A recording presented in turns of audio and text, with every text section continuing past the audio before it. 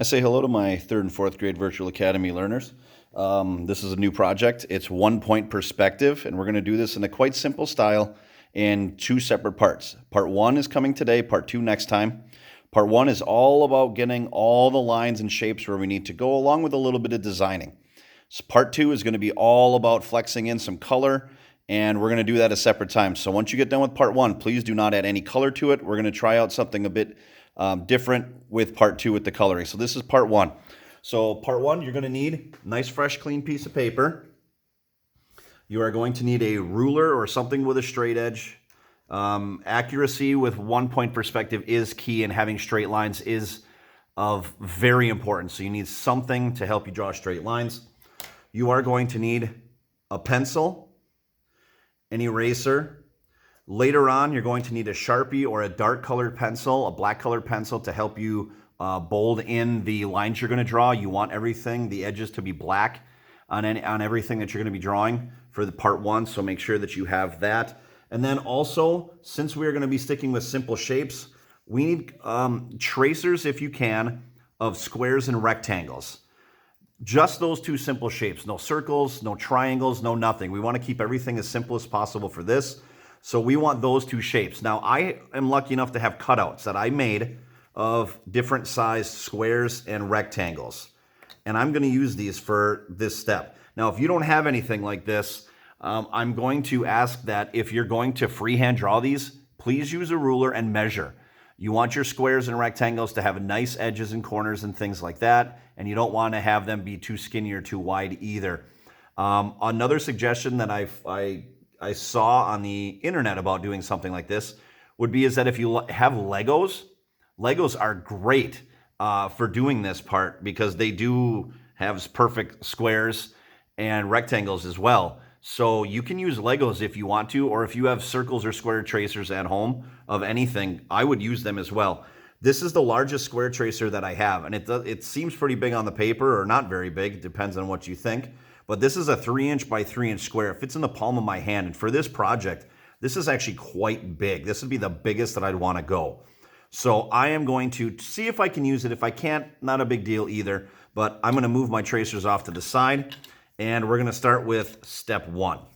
Now I can go straight into Sharpie with mine because I have confidence that I know what I'm doing. I'm going to recommend for all of you, though, use a pencil.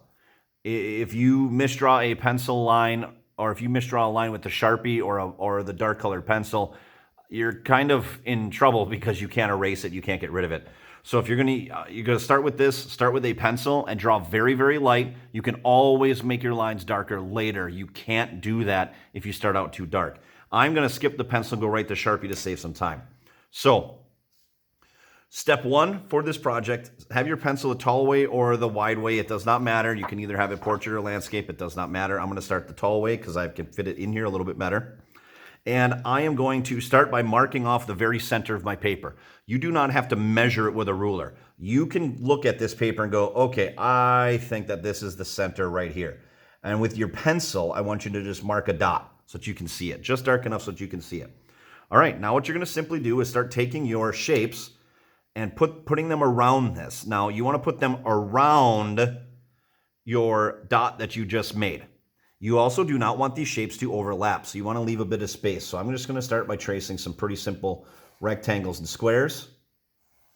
And again, I am choosing to go right to Sharpie, save some time for you guys. I would recommend pencil. So there's one, and I have a collection of other tracers as well. Now I'm going to leave a little bit of space between each shape that I want to draw. Now, after I get done, you're going to want a good collection of shapes. I'd say between 10 and 12. Don't do anything less than 10. 10 is very easy to accomplish on a piece of paper this size. So I would make sure that you have that as well. And make sure that you change the angles. Do not have them all nice and straight. Turn them around. Have them at different positions and angles. Okay? Do not keep them all straight and nice in line. This is not what 1 point perspective is about. Plus, your project is not going to look very exciting. All right, so I'm going to grab another tracer, start moving around over here. Now, if you want to, some of you might say, can I have my tracer off the paper just a little bit, like this? You can, but that might be a little bit of a problem depending on where you put it. So if you must, I would try to keep them all in the paper if you can. If you want to keep them off the edge of the paper or have the corner hanging off the edge, I can show you what to do in case if something were to happen in a future step. So you're simply just going to do something like this, draw around and trace your shapes. Now I have a very small square. This is a 1 inch by 1 inch square, very tiny. I think it'd be about the equivalent as if you have a Lego piece that's 3 length by 3 length. That's about the equivalent of what this size is. So I'm going to trace this. Oop, move just a little bit. Hold it down a little bit tighter so it doesn't slide on me. And you can go close to the center, but this is as close as I'm going to go. I want to leave a little bit of space right there. And you are going to use your different shapes. I do not want you to have all the same sizes. Spread them around here. Fill them in. I have 1, 2, 3, 4, 5. I'm going to get 5 or 6 or 7 more over there. Then once you fill that in, you are going to have probably something that looks like this. Again, there's my center dot. I have 1, 2, 3, 4, 5, 6, 7, 8, 9. I'm going to sneak 1 more in there. I'm going to use this skinny one right here. And I'm going to put it right here. All right, 10 is the minimum that I want you guys to put in there. All right, there's my 10th one. Okay, now to get 1 point perspective, it's about drawing lines back to the center point, back to the 1 point. So when you do this, the trick is, again, I am going to recommend using pencil immediately. Do not use Sharpie. You want to start with the closest shapes to the center first. This is far away. This is far away. These two seem to be the closest. Then this one, and then it looks like this one. And then you want to figure out which ones are the closest. So that's what I'm going to do. And what I need to do is I need to draw from the corners back to the center with the help of my ruler. Now you're not allowed to draw over the shape. This is the shape. You are not allowed to put lines in this. Okay? So I'm going to start drawing some lines here and connecting the corners of my squares and rectangles back to my 1 point. Okay? So I'm going to use a pencil for this part. Just to show you. Hopefully it'll be nice and dark. Now I'm going to put the edge of my ruler on the corner of my square and the other part of my ruler touching the dot. And I'm just going to draw a nice line right there. Again, you're going to want to draw, went a little too far. Stop right on the dot. You're going to want to draw lightly for this part, but I have to draw dark so you can see it. Now, I can't draw from this back corner to the dot because it goes through the square. You can't do that. Same thing, from this corner to the dot, I have to draw through the square. Can't do that. This one is okay. So I'm going to go from the corner to the dot. There we go. Now, if I have to, I like to draw up and down. It's easier a bit for me to do that. So I'm going to do this next shape. Corner doesn't go through my shape. It goes right to the dot. There we go. Corner to the dot. Done. Corner to the dot. Finished.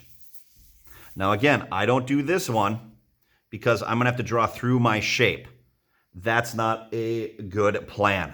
So you are going to need to connect all of these dots. All of the dot to the corner of your shapes. Just the corner. And the illusion with the perspective is it's supposed to be looking like these shapes are either going back to this 1 point or they're coming out from this 1 point to have this 3-dimensional look to it. Okay? And you're going to work on all of these. Now, as you start getting towards the outer shapes that are behind all these, I'm going to work on this guy right back here. These are the 3 closed shapes, and there's a bunch of these shapes that are out to the edges. Now, here's the thing. You still can't draw through these lines that you made right now because that's the shape. Even this part right here is connected to this one. So if I need to draw this shape, this one that's above all these other ones, go from the corner, line up the edge of my ruler on the corner of the shape and the dot. I'm going to draw till I hit this shape and stop. I want to make it look like this square is in front of that rectangle. That's important. All right. Now I can't draw from this corner to the dot because it goes through the shape. Can't go from this corner to the dot because it goes through the shape. This corner to the dot is open. And look at it, just goes by the corner there. I'm safe. Now let's do another one. Okay, I can already see this corner is okay to go here. There we go. This corner to the center, ooh, this is going to be tough. It's going to be, yep, it's actually going to touch the square, so I'm going to stop right there.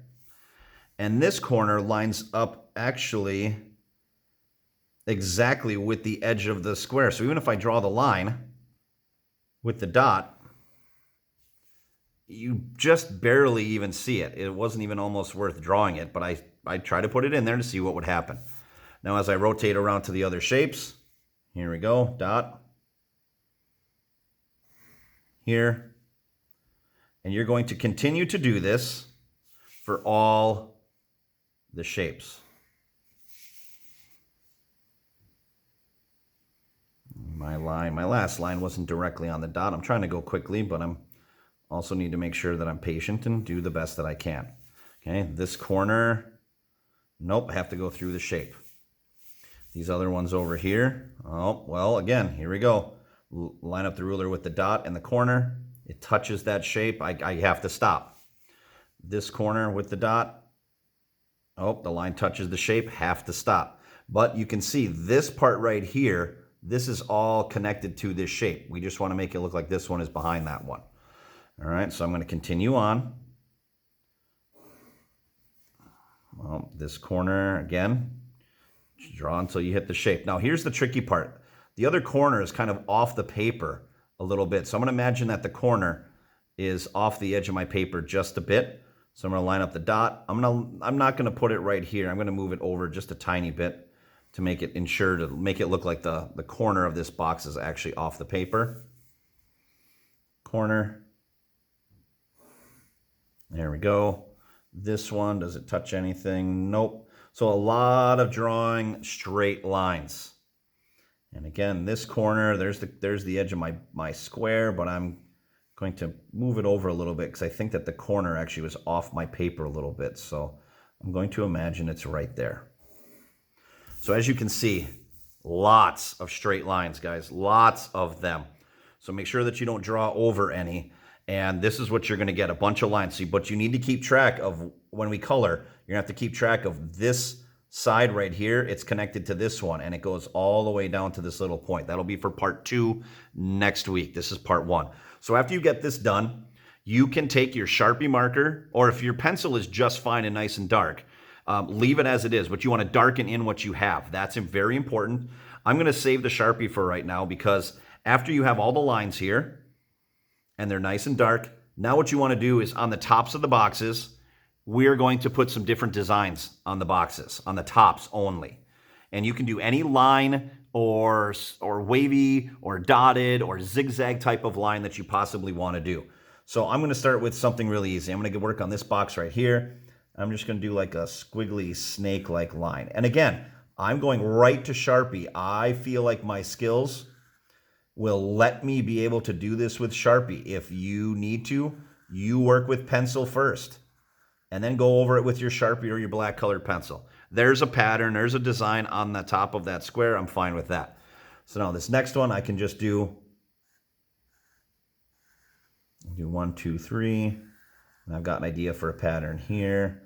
Do 3 lines and then leave a little space. 1, 2, 3. And now in between these, I'm going to go the opposite direction.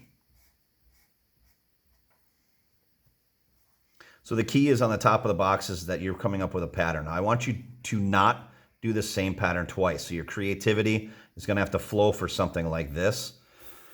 And we've done projects with patterns already. So I have 1, 2 that are done, and I've got 1, 2, 3, 4, 5, 6, 7, 8 more left. And I have wavy patterns, I've got straight line patterns, whatever that you need. So on the tops of the boxes, that's what you're going to need to do. So I've got 8 more to go. And then when you get it all done, for step 1, and this is where you're going to stop, is if you get something that looks something like this. Okay? 1, 2, 3, 4, 5, 6, 7, 8, 9, 10 rectangles and squares. Each one has a different unique pattern on top. The lines are going back to the 1 point for the perspective. So it's supposed to look like these boxes are flying out at you. All right, so this is part one of the project. Do it all in pencil first, then go back with Sharpie is the best advice I can give you, and draw lightly, just dark enough so that you can see it.